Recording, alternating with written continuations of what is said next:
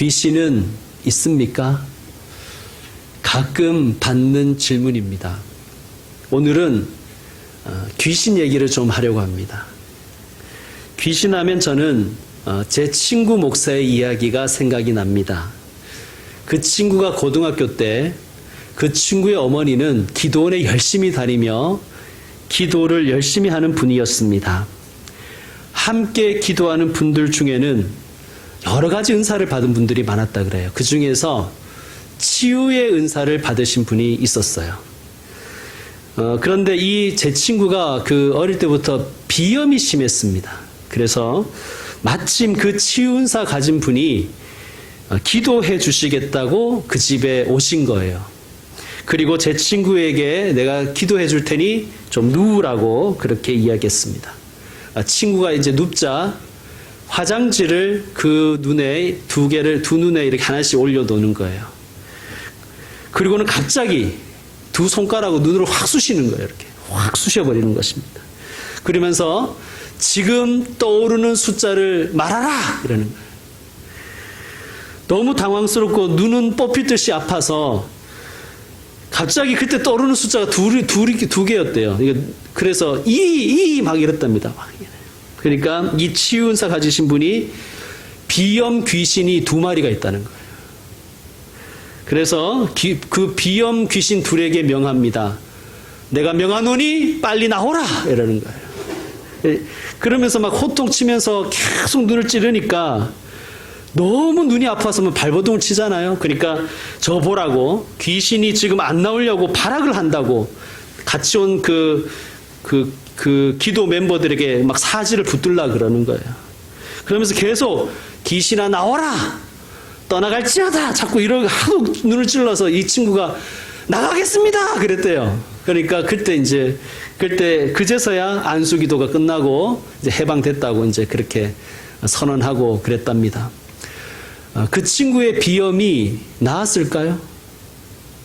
지금까지 비염에 시달리고 있습니다. 다만 눈만 쑥 들어갔어요, 그 친구가. 여러분, 웃긴 내용인데요. 그런데 이런 이야기 우리가 웃을 수만은 없죠. 왜 그러냐면 우리 주변에서 혹은 뉴스에서 가족이나 교인이 귀신 들었다고 그 귀신 쫓아낸다고 안수기도 하다가 죽음에까지 이르게 했다는 그러한 뉴스, 그런 이야기를 심심찮게 듣고 있지 않습니까? 너무 슬프고 화가 납니다. 같은 그리스도인이라고 불리는 것조차 부끄럽고 짜증날 때가 있습니다. 그래서 여러분, 우리는 바른 성경 읽기가 중요한 것입니다. 여러분, 다시 질문 드리겠습니다. 귀신은 있습니까? 답을 말씀드리면 귀신은 있습니다. 그러나 존재하지 않습니다. 뭔 말입니까, 목사님? 그게 무슨 말이에요? 이렇게 이상하게 생각하실 분이 있는데 이렇게 보셔야 됩니다. 여러분, 존재한다는 것은요, 스스로 존재하시는 하나님과 그 존재의 원천이신 하나님과 인격적인 관계 속에 있다는 뜻입니다. 하나님은 존재를 창조하셨고요. 그 존재하는 모든 것에 존재의 목적을 부여하셨습니다. 그러므로 존재한다는 것은 창조주이신 하나님과 인격적인 관계에 있다는 것이며 동시에 존재 목적을 가지고 있다는 뜻입니다. 자, 그러면 사탄, 귀신, 마귀는 어떻습니까? 여러분? 그들이 사탄, 마귀, 귀신이 하나님과 인격적인 관계 속에 있습니까? 그렇지 않죠. 그들에겐 존재 목적이 있습니까? 전혀 그렇지 않습니다. 그러므로 우리는 그것들을 비존재라고 하는 거예요. 비존재. 그러나 귀신은 실제합니다. 귀신을 본 사람도 있고 만난 이들도 있습니다. 그리고 성경을 통해서도 귀신이 실제함을 알 수가 있는 것입니다. 그래서 우리는 귀신에 대해서 이렇게 정의할 수 있습니다. 따라하겠습니다. 비인격적 실체. 네, 어려운 말이죠. 이게 신학적 용어라서 좀 어렵긴 한데 그냥 그대로 여러분께서 들으시면 되겠습니다. 비인격적 실체다. 이 정의를 기억하시고 오늘 말씀을 함께 생각해 보셨으면 좋겠습니다. 자, 예수님께서 공생의 사역을 가장 집중하신 지역이 어디일까요? 갈릴리입니다. 21절에 보면 그들이 가버나움에 들어가니라 라고 말씀합니다. 가버나움은 갈릴리라는 지역의 그 가장 중심 도시입니다. 예를 들면 지금은 이제 광역시로 분리되었지만 전라도 지방의 가장 중심되는 도시는 광주 이렇게 되는 것이죠. 도청 소재지가 있는 경상도에서 중심되는 도시는 도청이 있었던 대구 이렇게 되는 것입니다. 자, 이 가버나움이 그런 도시였어요. 그러니까 가버나움은 예수님이 사역하신 곳, 가장 사역을 집중하신 갈릴리에서도 가장 중점을 두신 지역이 바로 도시가 가버나움이라는 도시입니다. 가버나움이란 나훔의 도시라는 뜻이에요. 나훔의 도시. 나훔은 뭐냐? 나훔은 위로라는 뜻이에요. 그러니까 위로의 도시다라는 뜻입니다. 자, 예수님께서 갈릴리, 그것도 가버나움에서 사역을 집중하셨다는 것, 그 자체가 메시지가 있는 거예요. 예수님이 위로자로 오셨다는 거예요. 예수님은 위로자로 오셨습니다. 이것을 믿으십니까? 믿으시는 줄로 믿습니다. 자, 위로라는 것은 우리는 위로 이러면요. 우리 식의 이 정서로는 아이고 어떡하니? 아이고 일을 어떡할까? 내가 기도해 줄게. 뭐 이런 걸 우리는 위로라고 생각하는데요. 이 위로는 성경이 말하는 위로는 슬픔과 절망과 고통에서 해방시키는 것을 위로라 그러는 거예요. 그것이 참된 위로입니다. 그러므로 예수님이 우리의 위로자 되신다는 것은 예수님께서 죄와 사망에 묶인 나의 인생을 슬픔과 절망과 가난에 붙들린 우리를 해방시켜 주셨다라는 고백인 것입니다. 그래서 우리는 주님을 만나서 위로를 경험했습니다. 그래서 우리는 이렇게 고백하지요. 주님은 나의 위로자이십니다. 주님은 나의 구원자이십니다. 자, 오늘 말씀 21절 계속 보겠습니다. 그들이 가버나움에 들어가니라. 예수께서 곧 안식일에 회당에 들어가 가르치심에 무 사람이 그의 교훈에 놀라니 이는 그가 가르치시는 것이 권위 있는 자와 같고 서기관들과 같지 아니함일러라. 아멘. 사람들이 예수님의 가르침에 놀랍니다. 왜 놀랐을까요? 이렇게 설명합니다. 예수님의 가르침은 서기관들의 가르침과 달랐다는 거예요. 서기관들의 가르침은 사람들을 올가매는 거예요. 율법으로 자꾸 올가매는 거예요. 종교적인 어떤 그런 것들로 자꾸만 올가매는 거예요. 그러나 예수님의 가르침은 사람들을 자유케 합니다. 예수님의 이야기를 듣고 있으면 막 용기가 생기고 기쁨이 샘솟고 위로가 되는 것입니다. 사람들이 놀라는 것이죠. 또 예수님의 말씀은 권위 있는 자의 말씀과 같다는 거예요. 이 말은 뭐냐 하면 예수님이 말씀하시면 막 변화가 일어났다는 것입니다. 능력이 있었다는 거예요. 우리 인생은 하나님과 관계를 맺으며 하나님께 붙들려서 살아야 되는데 우리는 사탄, 그 예수님의 말씀을 듣기 전에 사람들은 사탄, 마귀, 귀신에게 붙들려서 온갖 세상의 것, 세상의 욕망과 죄악에 사로잡혀서 살아가는 인생이었는데 예수님의 말씀을 들으니까 내 삶이 변화되는 능력이더라는 거예요. 그 증거로서 23절 이렇게 됩니다. 마침 그들의 회당에 더러운 귀신 들린 사람이 있어 소리질러 이르되. 자, 여러분 귀신이 지금 어디에 있어요? 23절에 보니까 어디에 있어요? 회당에 있죠. 회당 안에. 이날은 언제였습니까? 언제였죠? 이날이 안식일이었어요. 가장 거룩한 날에 가장 거룩하다고 여기는 그 장소에 더러운 귀신이 그 자리에 함께 하더라는 거예요. 여러분 오늘날 교회는 어떨까요? 오늘날 그리스도인들은 어떨까요? 오늘날도 거룩한 주일에 거룩한 교회 안에 더러운 영에게 붙들림 바 된 자들이 있을 수 있다 없다? 있다는 것입니다. 얼마든지 가능합니다. 겉으로 보기에는 부유하고 그래서 걱정이 없어 보이고 그래서 행복해 보일 것 같은 그 가정에도 더러운 영에 붙들린 악한 힘에 붙들린 가정이 있을 수 있습니다. 교회는 어떨까요? 그럴싸한 건물에 또 그럴싸한 내용을 가지고 있는 교회지만 거기 그 가운데 더러운 영에 사로잡힌 사람들이 있을 수 있다는 것을 우리에게 말씀하시는 거예요. 예수님께서 이 귀신 들린 사람을 해방시켜 주신 거예요. 더러운 영에 매인 인생을 해방시켜서 그에게 참 자유를 주셨습니다. 그래서 예수님은 위로자이시며 구원자가 되시는 거예요. 예수님은 바로 이 일을 위해 오신 거예요. 예수님은 저와 여러분을 사탄 마귀 귀신으로부터, 그 악한 힘으로부터 우리를 해방시켜 주시기 위해 오신 거예요. 그리고 우리에게 자유를 주셨습니다. 믿으시길 바랍니다. 또 악한 힘에 붙들린 가정을 해방시켜서 자유 주시기 위해서 우리에게 오셨음을 믿으시길 바랍니다.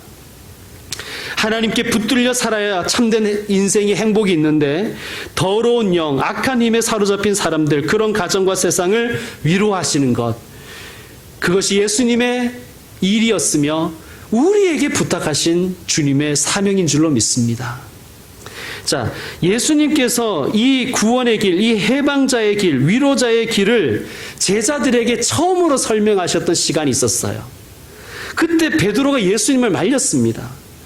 주님, 그렇게 하지 마십시오.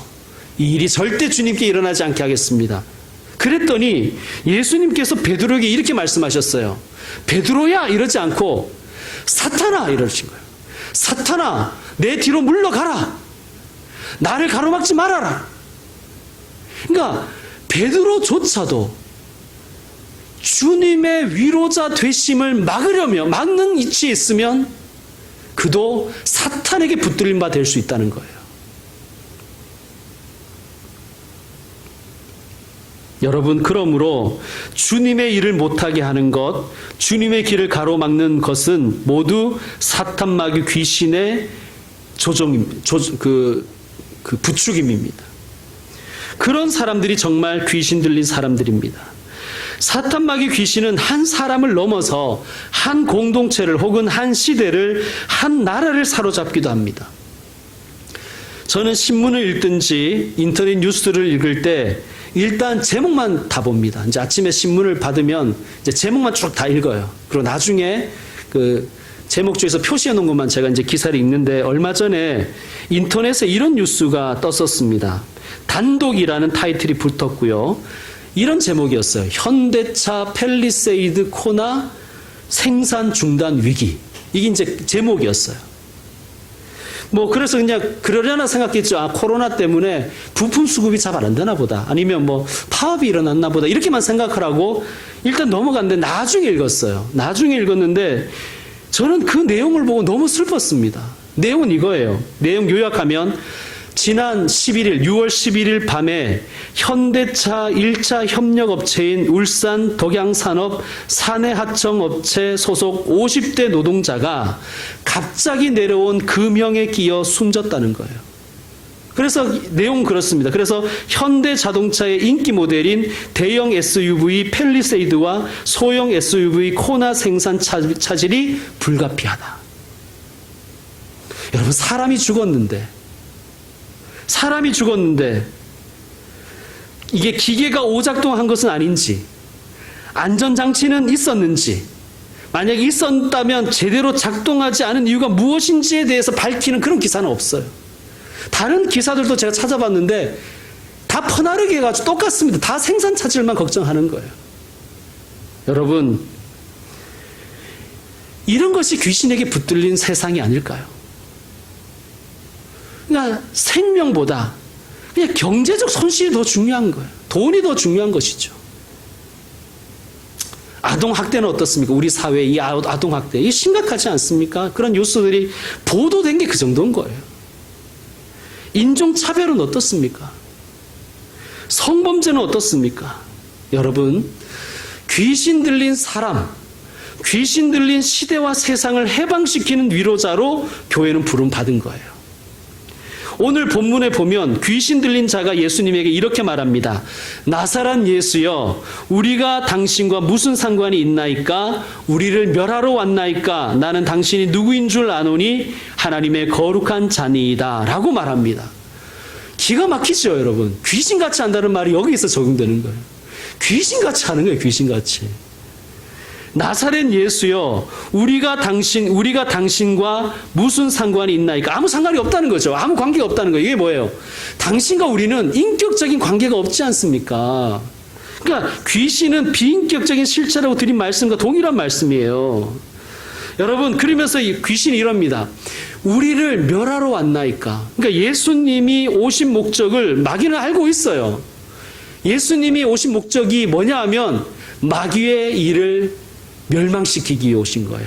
자, 우리 말씀 한 군데 찾아봅시다. 요한일서 3장 8절. 오늘 말씀인 마가복음 1장을 손을 끼워 놓으시고 요한일서 3장 8절. 요한일서 3장 8절. 자, 같이 한번 읽겠습니다. 시작. 죄를 짓는 자는 마귀에게 속하나니 마귀는 처음부터 범죄함이라. 하나님의 아들이 나타나신 것은 마귀의 일을 멸하려 하심이라. 아멘. 다시 마가복음 1장으로 넘어와서요. 또 마귀가 이러는 거예요. 나는 당신이 누구인 줄을 아노니 하나님의 거룩한 자니이다. 자, 여러분, 생판 처음 본 사람이, 귀신 들린 사람이, 혹은 점쟁이가, 신내림 받은 무당이 이런 소리를 하면 대부분의 사람들이 어떻게 합니까? 깜짝 놀라죠. 내가 전혀 제공한 적이 없던 나의 정보, 지난날의 나의 어떤 일, 특히나 숨기고 싶었던 그 이야기를 다 알고 있다니 아연실색하는 거예요. 그리고는 뭔가 있나 보다. 용하네. 이래 되는 것입니다. 제가 들었던 얘기인데 어떤 장로님이 이제 예전에는 그런 일들이 많았잖아요. 교회의 그 목사님과 함께 귀신 들린 교우가 있는 가정에 신방을 갔대요. 그래서 이제 그 귀신 들린 사람을 두고 이제 교우들하고 목사님 같이 예배를 드리는데 귀신 들린 사람이 장로님을 보고 피식피식 웃더라는 거예요. 아이고 참 이러면서 야 너도 장로냐 이러더라는 거예요. 귀신같이 하는 것이죠. 귀신같이 하는 것이죠. 그래서 뭐 이 장로님이 크게 회개했다 뭐 이런 이야기가 있는데 사실인지 아닌지 모르겠어요. 여러분, 자, 중요한 것은 귀신이 그렇게 나올 때 예수님이 어떻게 하셨냐가 중요하잖아요. 그죠? 예수님이 어떻게 반응했느냐. 자, 이렇게 귀신같이 하는 귀신에게 어떻게 하느냐. 예수님이 25절 보시면 어떻게 합니까? 예수께서 꾸짖어 이르시되 잠잠하고 그 사람에게서 나오라 라고 하셨어요. 여러분, 여기서 잠잠하라라고 번역하니까 너무 점잖은데요. 이거를 좀 원어를 번역하면 조금 더 이렇게 가슴에 확 와닿습니다. 이런 뜻이에요. 야, 입 닥쳐라 이런 뜻이에요. 입 다물어 이런 뜻입니다. 야, 너 용하구나. 너 어떻게 알았냐? 그래, 나 지금 고민 중이야. 십자가 질까 말까 고민 중인데 어떻게 해야 되겠니? 이렇게 하신 게 아니라 입 다물어. 닥쳐. 그리고 나와. 이렇게 얘기하신 거예요. 여러분, 예수님이 때로 바리새인들을 야단치셨죠. 그러나 그들을 비인격적으로 대하진 않으셨어요. 근데 귀신에게는 이렇게 비인격적으로 대하잖아요. 왜냐? 귀신은 비인격적인 실체이기 때문에 그렇습니다. 아무리 용해 보이고 아무리 나에 대해서 기가 막히게 알고 있고 뭐 귀신같이 한다 해도 귀신을 인격적으로 대하면 안 됩니다, 여러분. 무당들이 그러잖아요. 점쟁이가 그러잖아요. 정성이 부족하다, 부족해 이러잖아요. 정성이. 그러니까 그 귀신에게 정성을 기울이라는 거예요. 정성을. 인격적으로 대우하라는 거죠. 그래서 귀신을 달래라고 얘기하는 거예요. 신을 달래라. 여러분, 그렇게 하다가 그 악한 힘에 압도가 되는 것입니다. 여러분, 예수님은 절대 귀신을 인격적으로 대하지 않으십니다. 잠잠하라. 거기에서 나오라. 이렇게 얘기하시는 거예요. 야, 우리 얘기 좀 해보자. 너 그래서야 되겠니? 반성 좀 해라. 나도 이만큼 양보할 테니 너도 좀 양보해라. 이러지 않으셨어요. 예수님은 귀신을 변화시키러 오신 것이 아니라 우리를 변화시키시고 마귀의 일을 멸망시키시러 오신 거예요. 여러분, 영은요, 사람이나 어떤 공동체나 사회나 한 시대를 지배하려고 하는 속성을 가지고 있어요. 그 영이 하는 일입니다. 그래서 비인격적인 실체인 이 악한 영인 귀신은 사람을 지배하려고 하고요. 귀신이 사람을 지배하면 그는 비인격적인 말과 행동을 하게 되는 거예요. 또 악한 영이 가정이나 공동체나 사회 구조를 지배하면 그곳에 비인간화가 일어나는 것입니다. 반면에 거룩한 영이신 성령께서 우리를 지배하시고 우리 가정을 지배하시고 이 나라를 지배하시면 어떻게 되겠습니까? 거룩해지고 정결해지고 아름다워지고 인격적인 관계가 이루어지는 살만한 세상이 되는 것입니다. 자, 그러면 귀신 들린 자가 있으면 우리는 어떻게 해야 될까요? 우리 어떻게 해야 됩니까? 여러분, 기도원을 데려가시면 안 되고요. 병원에 데려가셔야 됩니다. 지금은 의학이 많이 발달해서 이런 빙이라든지 소위 귀신 들림에 대해서도 많은 연구가 되어 있다고 합니다. 여러분, 성경에 나오는 귀신 들림은 사실 정신병 중에 일부로 보는 경우도 더 많습니다. 그러므로 우리가 판단하기, 저건 귀신 들렸다, 저건 정신병, 우리가 판단하지 말고 의사에게 데려가야 되는 거예요. 목사에게 데려오지 마시고 병원에 데려가야 되는 거예요. 자, 왜 그러냐 하면 그것도 병의 일종으로 봐야 되는 것입니다. 자, 우리가 병이 나면 어떻게 해요? 몸이 아프면 어떻게 합니까? 우리는 병원에 데려가죠. 그래서 의술을 받게 하고 그리고 우리도 기도를 하는 거예요. 약 먹으면서 기도하고 수술받고 그러는 것입니다. 그게 바른 삶의 태도입니다. 병에게 부탁하지 않잖아요. 좀 사라져주면 안 되겠니? 이렇게 하지 않지 않습니까? 마찬가지입니다. 어떤 사람이 귀신 들린 것 같으면 기도원에 데려가지 마시고 병원에 데려가셔야 됩니다. 그래서 병원에 가서 치료를 받게 하는 것, 그리고 그를 위해 기도해 주는 것이 참된 위로자인 줄로 믿습니다. 어떤 가정이나 어떤 공동체 혹은 어떤 사회가 악한 영에게 지배당하고 있다. 교회가 어떻게 해야 됩니까? 우리 교회가 어떻게 해야 됩니까? 이럴 때 어떻게 해야 됩니까? 상담을 받게 하고 법의 보호를 받게 해야 되는 것입니다. 법이 만약에 미비하고 법이 불비하다면 어떻게 해야 될까요? 법률이 제정되도록 노력하고 또 개정되도록 우리는 함께 여러 사람과 여러 단체와 연대해야 되는 것입니다. 그게 교회가 위로자가 되는 거예요. 자, 마가복음 1장의 27절 28절을 우리 다시 한번 읽겠습니다. 27절 28절 시작. 다 놀라 서로 물어 이르되 이는 어찌미냐 권위 있는 새 교훈이로다. 더러운 귀신들에게 명한즉 순종하는도다 하더라. 예수의 소문이 곧 온 갈릴리 사방에 퍼지더라. 아멘. 자, 예수님의 이름이 선포되는 곳에, 예수님의 말씀이 전해지는 곳에 귀신이 쫓겨나는 것입니다. 이것이 복음이고 이 일을 위해 우리가 부름을 받은 것이에요. 예수의 소문이 곧 온 갈릴리 사방에 퍼지더라. 예수님은 우리를 위로자로 부르신 거예요. 악한 힘에 붙들린 사람에게, 악한 힘에 붙들린 시대와 세상에게 예수님을 전하라고 우리는 부름을 받은 거예요. 그리고 우리가 그 예수님을 전하고 말씀을 증거할 때 말로만이 아니라 삶으로 우리가 예수님을 증거하고 예수님의 말씀을 증거할 때 귀신은 떠나가고 악한 힘은 묶임을 받고 예수의 이름이 온 세상에 퍼질 것입니다. 위로자이신 예수님을 전함으로 위로자가 되는 그런 복된 인생을 살아가시기를 축원드리겠습니다. 이제 말씀 마무리하겠습니다. 우리 한국 사회는 너무 귀신 친화적인 것 같아요. 그러니까 귀신을 너무 인격적으로 대하는 것 같아요.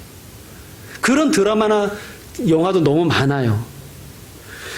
아마도 이것은 우리의 이 무속의 영향이 아닐까 그렇게 생각합니다.